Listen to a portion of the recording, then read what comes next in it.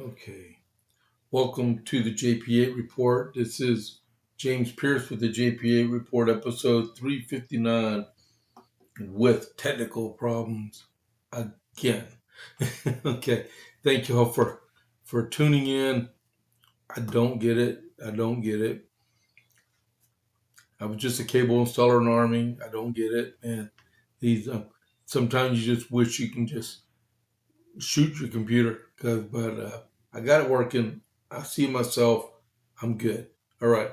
So thank you all for tuning in to the JP8 report. As we get started, don't forget to click that follow button. To be a follower, please hit the like button for the episode and chat with me on the podcast. We're ramping up right now. I just got a couple of viewers right now. I know it's going to speed up in just a few minutes. President just got off of his cabinet meeting, so people probably are trying to detox off the computers and TVs and stuff, and to go from there. But yeah, so thank you all for tuning in. The only America 250 event I have that I could find that happened today that of historical significance was South Carolina adopted its first constitution this day in 1776. All right, which is a big thing, right? I do believe, I think that was the first colony to develop its own constitution. I think. I'm not sure. Don't hold me to that. And then no new uh, no new information on Dalmatian burgers. I mean, we're just speeding along. We'll go to the Iran update in just a minute. A couple of things that did come out in the news in the last 30 minutes was one was very important. And I have to read it right off my phone because I had everything all printed off and written down and stuff. So, this happened in Florida. A brother and sister were indicted in an alleged IED plot at MacDill Air Force Base, and they tied it to the Iran war. They got one suspect in custody, and one is in China. Okay, remember that, China.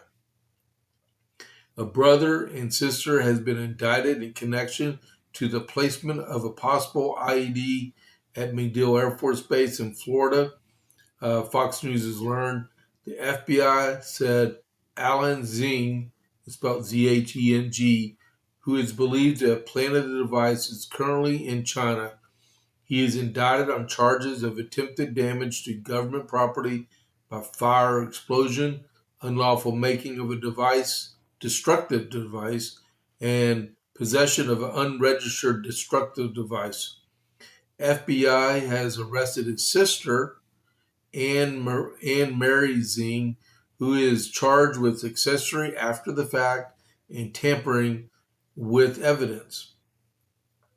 Today's indictments are a result of tremendous investigative work from our FBI teams, a great coordination from our state and local and federal partners across the board. No one who targets our brave service members and military families will ever get away with it, and this FBI will pursue all those responsible for the incident at MacDill Air Force Base to the ends of the earth, he added.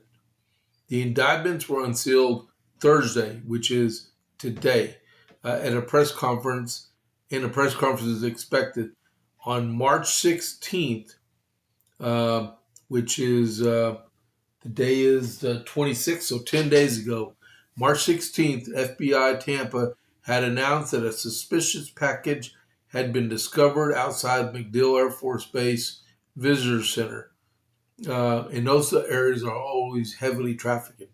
MacDill Air Force Base houses CENTCOM, which is currently handling Operation Epic Fury against Iran, and the base also houses U.S. Special Operations Command, which oversees all special operations forces across the Department of War. And this is a developing story. That's why when people say keep your head on a swivel, you keep it on a swivel, because this could have been really lethal. It cost the lives of many people, and I'm glad they found it. But the harrowing part is you got two people from China, one's in custody, one's on the lam, but they went out of their way in support of Iran and built an IED with the intent of killing people. Um, but that came out just a few minutes ago.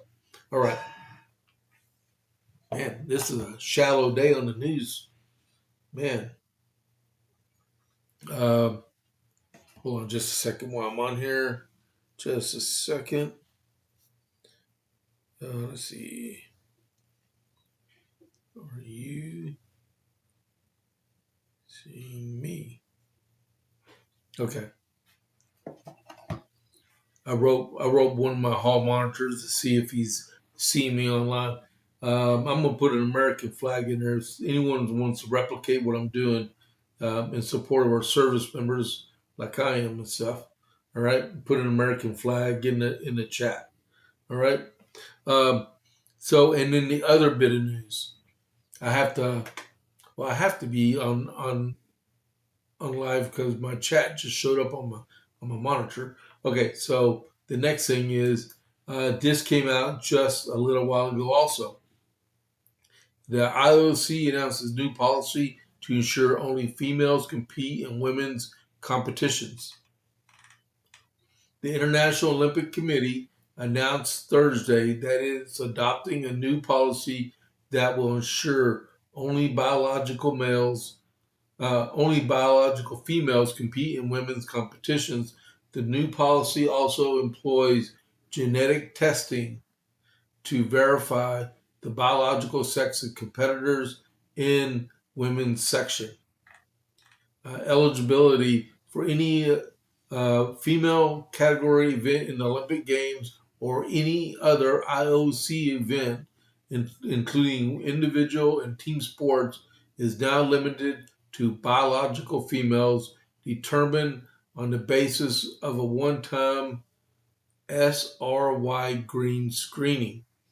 The new policy states evidence-based and expert-informed the policy applicable to the LA 28 Olympic Games onwards, protects females, fairness, safety, and integrity of the female category. The testing can be conducted via saliva, cheek swab, or blood sample. And the IOC said it came to the decision to implement the policy after consulting with a panel of experts with the goal of providing equal opportunity for women in sport. That is great. It applies back to the policies in the United States. So that is really good. That's really good news. That is very good news. So I'm glad they took that, and you don't have to worry about. Like I was talking to my wife a while ago. It's like, you know, um, approximately 90% of women, if they wanted to participate in male sports, would not even stand a chance. You know, you got that 10% that's really out there that could really, really do it, because some guys just aren't there. But on the other side, 99.99% of men would just demolish a woman in a woman's sport. Hands down, that's the way it would happen. And you got to make sure it stays equal. Men in men's sports, women in women's sports. All right, so let's get back to the JP8 report. All right, so hey, we're up to 4 viewers. See, I told you, everyone took a break so he could watch the president in his monthly cabinet meeting. Man, he's had more cabinet meetings and than Joe Biden could have done in 10 presidential terms already. All right, so the Iranian update. Operation Epic Fury. Alziri Tangsiri, he was the naval commander, and he was in charge of the passage through the Strait of Hormuz. He's gone. He got taken out last night in an airstrike. He's looking for his 72 virgins, and he didn't find them. All right. So the Iranian speaker continues to threaten to burn U.S. forces. 92% of the Iranian Navy is destroyed. Over 10,000 targets have been hit. The United Arab Emirates wants a decisive victory in the end of termination of hostilities through decisive means, is basically how they put it. The 1st of the 82nd Airborne and the 31st Marine Expeditionary Unit are headed toward the Gulf somewhere in vast regions of the Middle East. Nobody knows. It's called OPSEC, okay?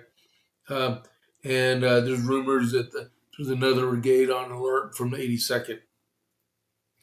But if you think, so if they deploy if they deploy a division readiness brigade, or I forgot what they call it, IFS or IFF, but if they deploy the readiness brigade, another brigade automatically spins up to be the next one for deployment. So that just might mean just standard operating procedures. So don't get your panties all in a wad about, we're deploying another brigade. They always have to keep one on alert for if another contingency happens across the globe. The country of Uganda signals support for Israel if the war widens. The German defense minister said it's not our war until they need oil, and then it becomes their war, right? Iran is charging transit fees, and 2 were killed and 3 were wounded in the United Arab Emirates from shrapnel down from a missile that was shot out of the sky yesterday. And the Iranian military infrastructure has been decimated. Brent crude, just a few minutes ago, was trading at about $107 a barrel. West Texas Intermediate was about $93 a barrel, and the stock market was sitting about 46,357. All right. So that is the Iran update. All right. And then the presidential had a cabinet meeting this morning. The big takeaways in the news was that he said that they're projecting a 4 to 6 week campaign from the very beginning, which would mean probably about 2 or 3 more weeks, and then everything would be taken care of what they need to do. And he disclosed on what the special gift the Iranians gave him, and they said it was the safe passage of 8 oil tankers through the Strait of Hormuz. All right. And then Scott Bassett was saying also, what did Scott say? Dude, okay, I forgot. I should have wrote it down. He did say something else. I don't know. I can't remember. All right. But one other thing about the 82nd being in the Middle East, it's not, don't take it as we're putting boots on the ground. We're going in lock arms with the Iranians, and it's a death to the worst, right? What it probably is a show of force to demonstrate to the Iranians we mean business, and are just going to be postured so they could see that we're in the vicinity and we have the capabilities of going anywhere at any time, any place we want, right? And they can't stop us. And then there is something I'm missing. There was a poll that came out of California yesterday. I talked about this a little bit this morning. In California politics, they do a thing called a jungle primary, where everybody runs on the same ballot: Republicans, Democrats, Greens, Independents, everything, right? Only the top 2 people, unless the number 1 person gets 50% or more, if I've got it right. Well, usually it's the top 2 people progress to November's election. And there was a poll that came out that shows Steve Hilton and Chad Bianco, both Republicans, and both in first and second place in a poll, continuously in polls, showing them both Republicans are in first and second place on the ballot in California for the gubernatorial election. And that means all the rest of the Democrats are below them. But there's an undecided aspect of this poll of 24%. So, you don't give up the ship at this point. You just keep fighting and fighting and fighting. Wouldn't that be miraculous if Hilton and Bianco were both on the November ballot and they shut out all the Democrats? Because hopefully people are understanding that the Democrats are the source of all their problems and there needs to be changed. We got to figure out how to do that in our Congress because the Democrats are destroying the fabric of everything that's going on. All right. All right. So that's Charlie Mike, or continue on. Don't forget to click that like button and then send me a chat. Say hello, put American flag, or dance a banana. Let's show me that some of y'all are alive. Okay. Before I get into the rest of this, I labeled the podcast as the debt, right? Because I downloaded this thing, and how many of y'all know that we have a $39 trillion debt? That's disparaging just to think about it, because that's a lot of money. I mean, I'll look at, hey, Richard, hey, thanks a lot for tuning in. I appreciate it. And see you this evening, hopefully. We have a political event tonight up in Gatesville called Pints and Politics, and a lot of us are going and stuff, if we can make it. So $39 trillion. Richard, is that a lot of money to you? Yeah, since I know you're online there. But that's a lot of money.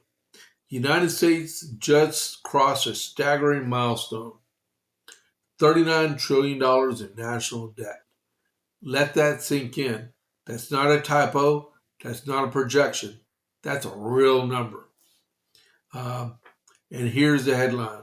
My prediction, and his name is Ted Jenkins, right? My prediction is that we hit 50 trillion before the year 2030, which is 3.5 years from now. And yet, if you turn on the television or listen to politicians on either side of the aisle, you think that we're debating policy preferences, tax this, cut that, stimulate here, invest here. We're not debating policy anymore. We're debating math. And math doesn't care about your politics. That is the truth. America has a serious promise.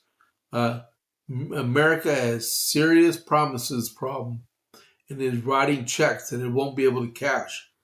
There is one number that should terrify every American household.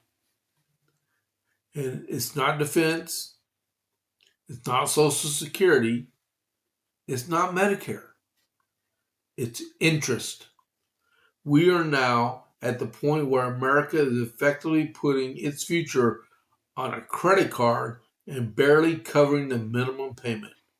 We are risking investing for the future to pay for the promises of the past.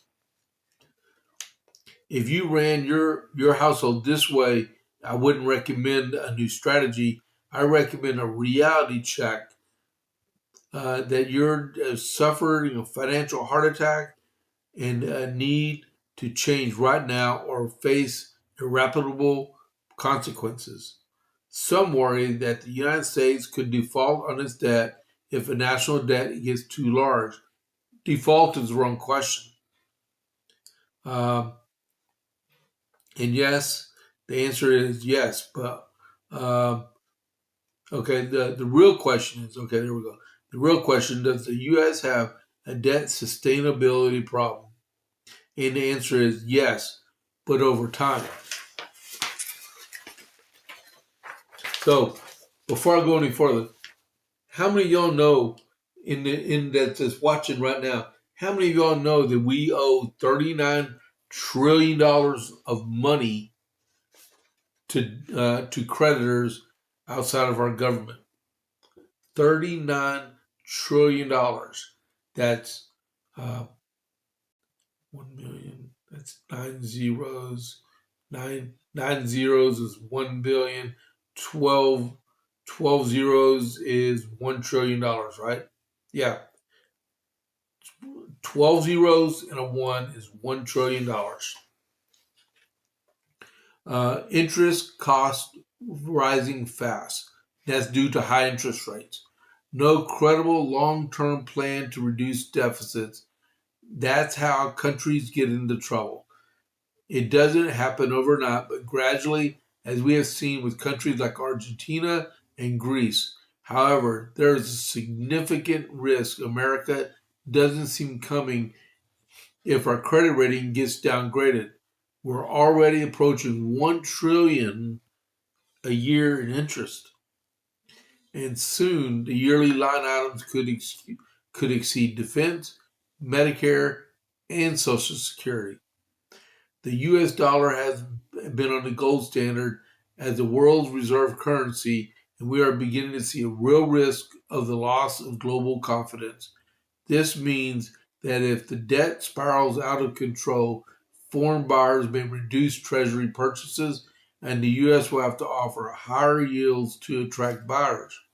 In the end, math always wins. To stabilize our debt, taxes will go up. Some deductions will go away, and other forms of taxation will emerge, like Social Security becoming unlimited payroll tax like Medicare. That would mean instead of paying Social Security tax all the way up to $100,000, now you can make $1 billion a year and you'll pay Social Security on it, uh, which I don't have a problem with. Okay. This has a virtual trickle-down effect on higher earners first, then small business owners, and eventually the middle class. But I say that only because the the rich debt cycle, rich poor cycle goes up and down, up and down. Just because the beauty of being in a capitalist society does not mean once you're rich, you always stay rich.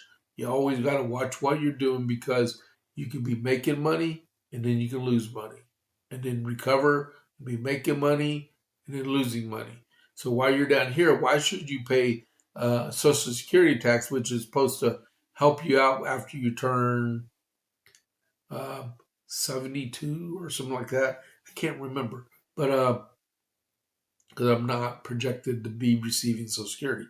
But so if you're paying Social Security taxes through your payroll system down here, why shouldn't you pay it up here? And you can fund more of your Social Security account because if you did not know about Social Security, your retirement benefits are gauged uh, on 40 points. Okay, you get 1 point, you get 4 points per year. So 4 quarters per year, right? For 10 years of employment. That's how much they gauge on your Social Security eligibility and benefits when you start drawing your stuff. So if you work full time for 9 years, you got 36 credits. You got to find one more year of employment to get full time employment to get the full 40 credits. That's how Social Security works. All right. And now I bored everybody half to death. Um, uh, the real risk isn't the debt hitting 50 trillion. It's what happens when interest costs crowd out everything else, and America starts borrowing to stay afloat. Uh, our politicians' three favorite myths. They call it like it is. Both parties are selling us narratives that don't add up. Myth number one. This is good. This is what everyone needs to know about. Myth number one: we can grow our way out of this. which means economic growth helps, but it doesn't close the structural deficit that's running north of $2 trillion annually. You could you would need historic, sustained, wartime level growth to even dent this problem. That's not a strategy. That's wishful thinking. Uh, but what I would add to that is right now President Trump has a good economic agenda out there. The only thing that's holding us back from wartime level growth is the fact um, that the Federal Reserve will not lower interest rates to the point where they need to be reduced, and that's stymieing economic growth in our country. All right. Myth number two: just tax the wealthy. So even if you confiscate a massive portion of high earners' income, it wouldn't bridge the gap. You can't plug a multi-trillion dollar hole with a politically convenient talking point like taxing billionaires will reserve our woes. That is true. And I do believe it's unconstitutional to constitute a wealth tax. All right. Uh, Myth number three: we can cut waste and fix it. And that is, of course, there's waste. Doge has already tried to fix it, but eliminating it does not come close to solving the problem. The real money sits in entitlements and interests, and those are the third rails of American politics. The real problem: America has a promises addiction. Uh, and I would say the multiple times I've ran for office and I've been elected several times, uh, I never promised anything. I'd always say my goal is, because you can't make a promise, because the moment something happens and you have to sacrifice what you said, I promise I would do this. Well, you just sunk your boat, right? The real problem is America has a promises addiction. That's the uncomfortable truth. We've promised America the following: retirement benefits we haven't fully funded, healthcare benefits with no cost controls, defense commitments across the globe. All three of them are actually true.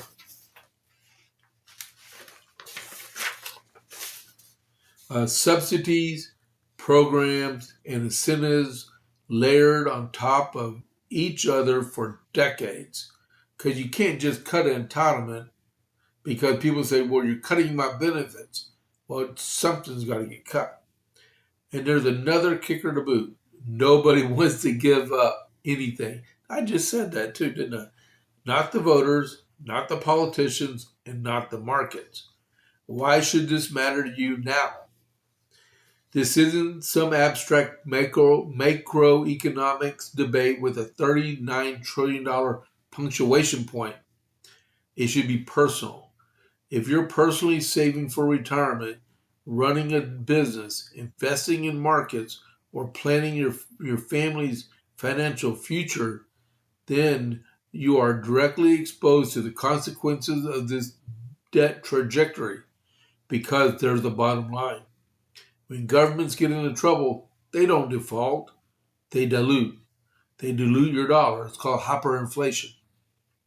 Uh, they dilute your returns. They dilute your purchasing power. Crossing the $39 trillion should have been a wake up call. Instead, it's just today's news headlines until we hit 40 trillion. To me, this is the most dangerous part of all, because the longer we pretend this isn't urgent, the fewer options we have when it comes to when it becomes unavoidable. Houston, we have a problem, and when we can get an adult in the room to fix it. Ted Jenkins is president of Exit Stage Left's Advisors and host of the Red, White, and Green Show. Uh, he makes a really good point. We're trying to do, we keep borrowing money for like defense. We want to do a $1.5 trillion defense budget for this year. but we're still borrowing $1 to $2 to $3 trillion a year. Sooner or later, the interest just on the $40+ trillion of debt is going to be astronomical. Okay, right now, I don't know what the actual interest rate is on on a, on treasury bonds, but it could be like 6 or 7%.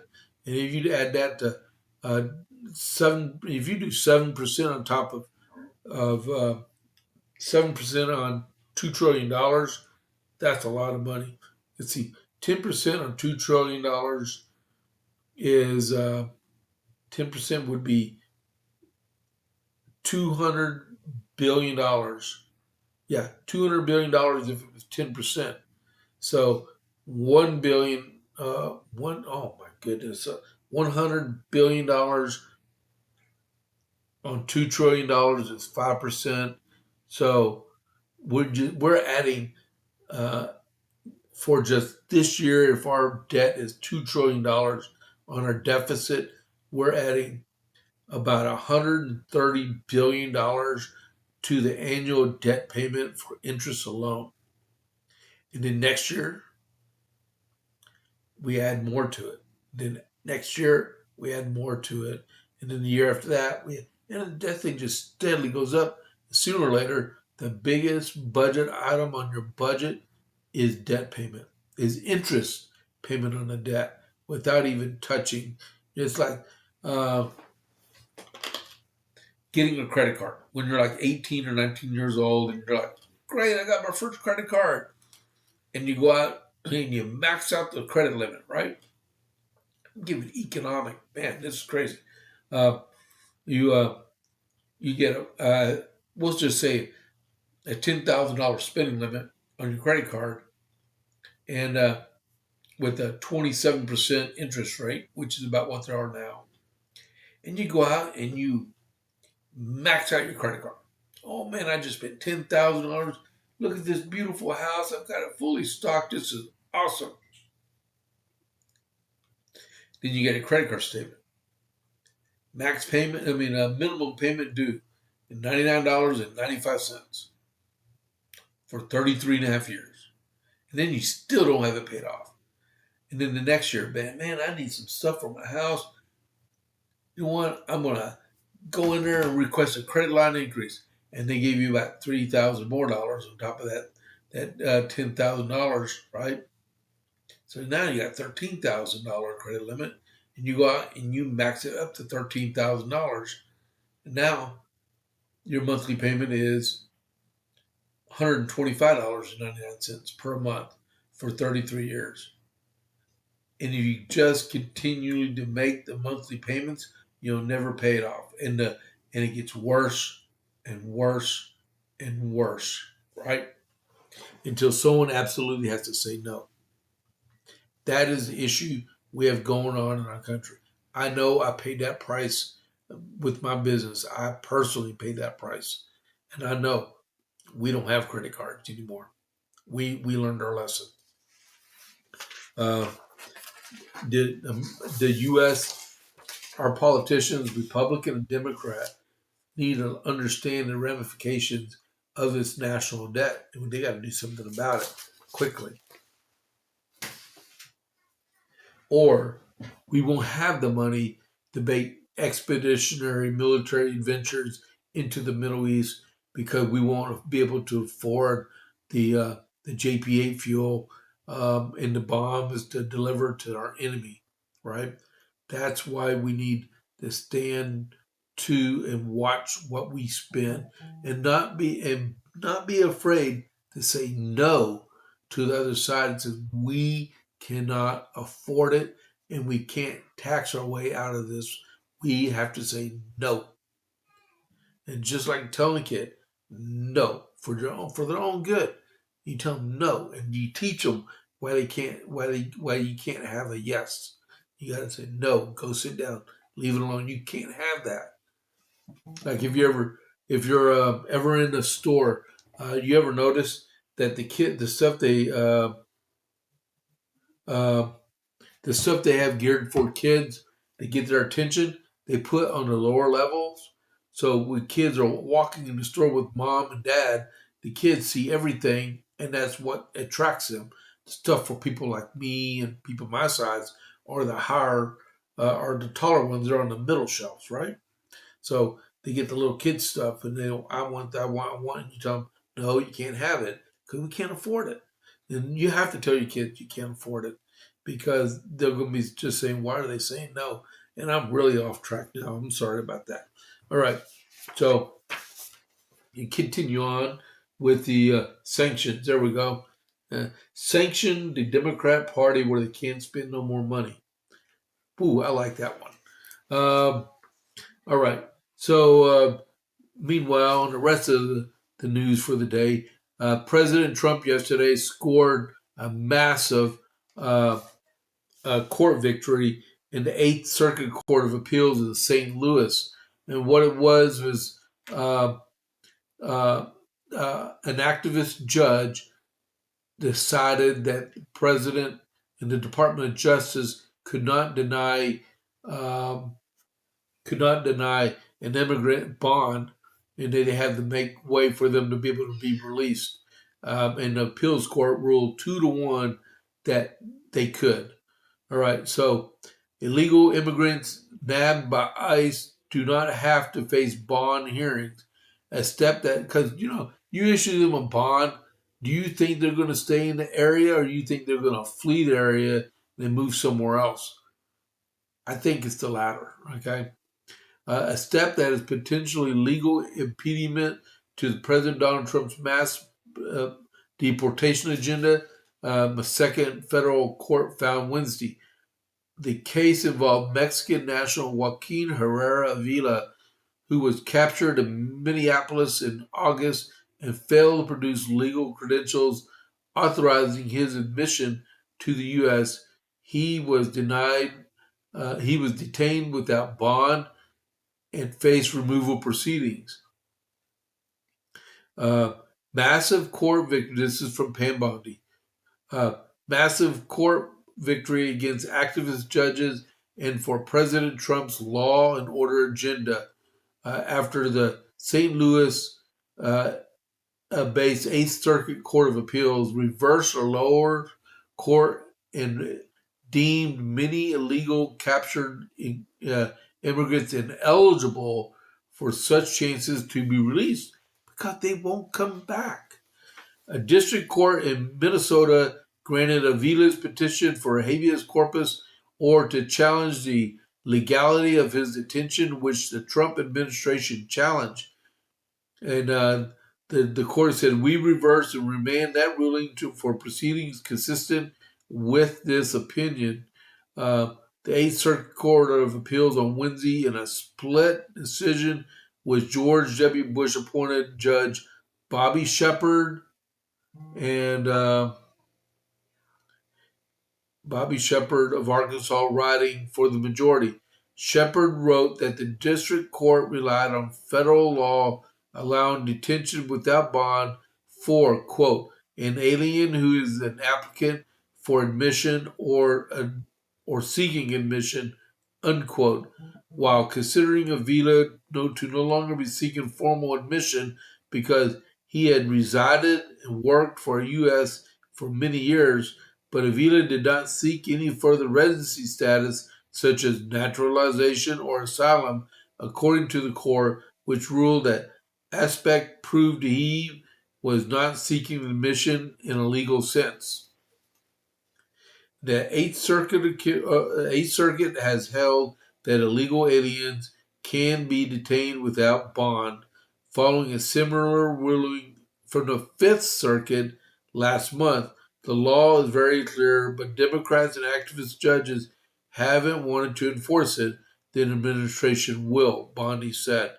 Imagine how many illegal alien crimes could be averted if they simply left and followed the law.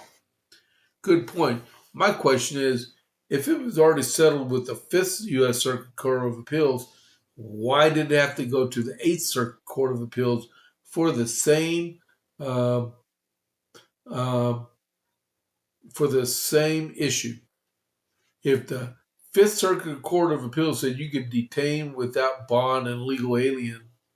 Why did they have to go to the Eighth Circuit Court of Appeals for the same issue? I mean, they're just going through activist judges. That's all. Tariff spelled if tariff. Sorry if I believe there's two R's and two F's in tariffs. Okay. Richard is communicating with me on chat, which y'all can join in with us. He was talking about the tariffs and stuff that I was talking about with the national debt, which it has to be dealt with no matter what. All right. So next thing is Jack Smith. Hold on just a second.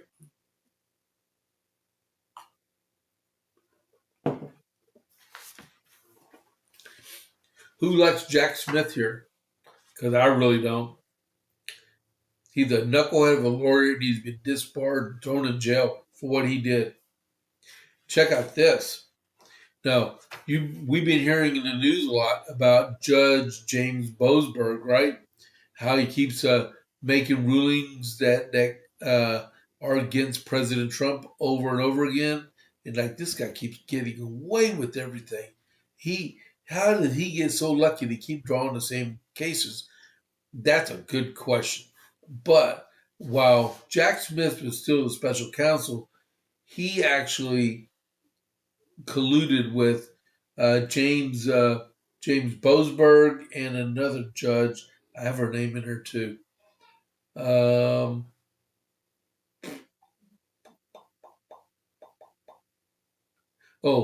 name is Beryl Howell. Okay. So conservative critics are accusing former special counsel Jack Smith of improperly coordinating with two federal judges after Senator Chuck Grassley released documents Tuesday showing Smith's team interacted with the pair during the Trump investigations. Democrat D.C. U.S. District judges illegally worked in secret with Biden special counsel Jack Smith to bring charges against President Trump. That's from Article 3 Project co-founder Mike Davis. And he was talking about documents that came out on Tuesday. Smith's investigations led to criminal charges against President Trump over the 2020 election and alleged retention of classified documents. Trump called the investigation a witch hunt, while Republicans widely condemned the charges as an abuse of power designed to take out the leading Republican presidential candidate.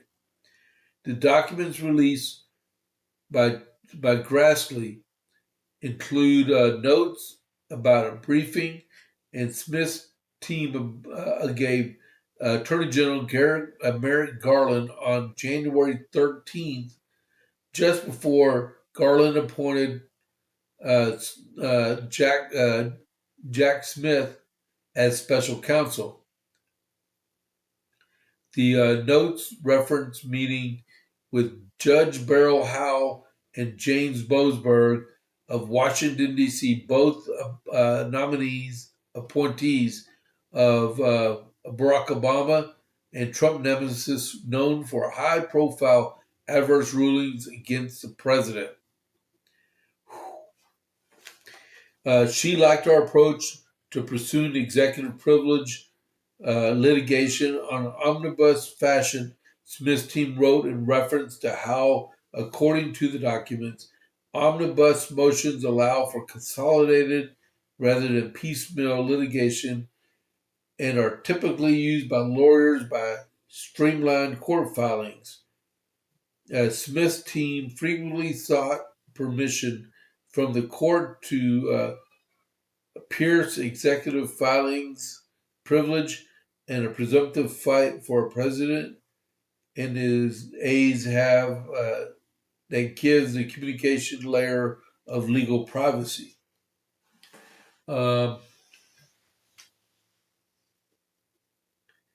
I don't know what to tell you about this. This is unbelievable. As you read more and more into this,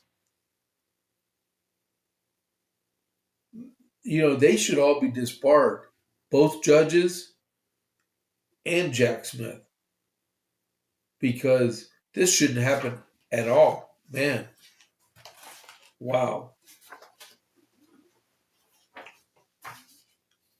All right. Let's see. And then today, okay, I was going to name this the podcast for the day. All right.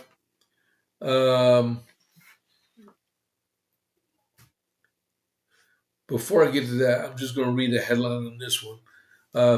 U.S. intercepted Ukraine government messages discussing plot to route money to the Biden re-election campaign. It all goes back to 2022, where they were exploring ways to insert money into Biden's, because they would rather have Joe Biden as president than Donald Trump. All right. So, yeah, man. All right. So, for the first time in over 50 years, a member of Congress is going to go before an ethics trial. And it's not a Republican, it's a Democrat. Her name is Sheila Sherfulis McCormick. She's a congresswoman from northeastern Florida. She's already been indicted. She's awaiting trial, federal trial. But now the House Ethics Committee is going to hold a public hearing, and she has the chance to be expelled from Congress. All right. Let me try to take this off for a minute. So, an embattled lawmaker facing 5 decades in prison will face the congressional spotlight Thursday during an ethics trial that could result in her expulsion from the House of Representatives. Representative Sheila Sherfulis McCormick of Florida is expected to testify before the House Ethics Committee during a rare public hearing Thursday afternoon. The case is separate from a sprawling federal indictment accusing Sherfulis McCormick of stealing more than $5 million in disaster relief funds to finance her inaugural congressional run in 2021. The purchase luxury items, including a large diamond ring. The Florida Democrat is also alleged to have participated in a straw donor scheme. I have no idea what that is. And conspired to file false federal tax return. McCormick has already sought a delay in the hearing, citing ongoing federal criminal case and losing her legal representation earlier in March. It is not clear whether Florida, but whether the Florida Democrat will be represented by an attorney at the hearing. Sophia McCormick said in a statement set to Fox News that she is deeply concerned that bipartisan committee close to our progress. She's in trouble. She's in lots of trouble. Does it say in there who? It was a 27 count indictment. Do they say who it was against?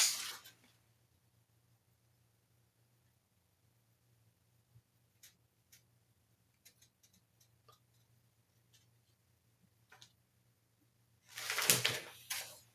Wow. She's going to get what she deserves. Yep, she sure will. 1252. Letitia James. Letitia James got referred again to a grand jury for mortgage fraud. they probably found more on her, right?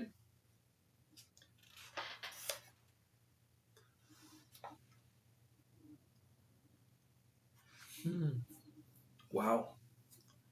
So let's see. Letitia James. I'll read that tomorrow. This is what I want to get to. Homeland Security. Democrats keep making demands to fund the Department of Homeland Security, leaving in limbo thousands of federal workers who cannot afford to miss another paycheck on Friday. Senate Republicans accused Democrats of derailing a once promising sign earlier this week that of getting a deal done by the end of the partial shutdown of DHS. Democrats unveiled their counteroffer Tuesday that GOP sources described as with more demands, though Democrats insisted they're just digging in on existing acts to reform immigration and customs enforcement. Man, I don't know what to tell y'all guys. Wonder how many more votes we got to go through before we're actually going to get a fully funded functional government. Now, one thing that they did say in the news a little while ago, they are pushing uh, to try to get the almost everything funded except for ICE, and they want. I think it was ICE. But at this point in time, I think I'm gonna just let them hammer it all out. It's already been like 40 days. 40 days of people not getting paychecks, having to remortgage their house, and to get fresh new milk and fresh unsweet tea. All right, that is, man, 40 days without a paycheck. Look at it like this: the Coast Guard hasn't even been paid. A lot of them historically have more females than males on the ports call, right? But that's crazy. You know, yeah, that's just crazy. Um, and then John Thune told him to get real. There's some choice stuff that came out from President Trump about this. I'm not even going to do the truth. I mean, I'm not even going to do the premium today. I'm just going to wait for tomorrow to do it. But let's see. Let me go to True Social here. Give me a second. I'm going to refresh. Let's see. This is where the president says to, what do you call it, to do away with the filibuster. Chuck Schumer, a desperate, crippled politician who has lost control of the radical left Democrats, will make a peace deal now because he thinks that if he doesn't, Republicans will terminate the filibuster, something which they should have done whether he makes a deal or not.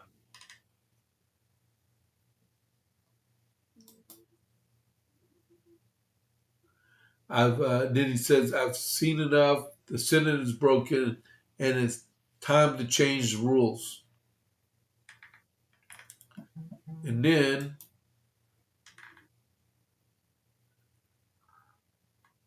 he gets more serious now. Hold on just a second. Someone sent me a text message. That's usually spam. Okay. So, and this one right here is, when is enough for Republican senators? When comes the time when you must do what you should have done a long time ago, and something which the lunatic Democrats will do on day one, if ever they get a chance? Terminate the filibuster. and get our airports and everything else moving again. Also, the complete all 5 items of Save America Act items. Go for the gold, Donald J. Trump. And then he said,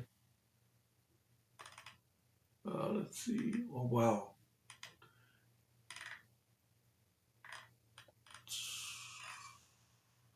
Man, he went crazy on his True Socials. The Democrats don't want to make any deal across amnesty and citizenship to give millions of criminals who have entered our country illegally, many of whom have been convicted of serious crimes. Protect America, protect Donald J. Trump.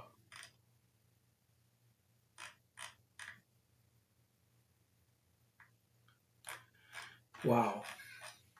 There was another one there. I saw, so as we get ready to terminate for the day's program, how would y'all like this?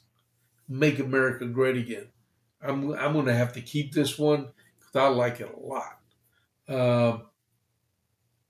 Which one am I on? I think I am.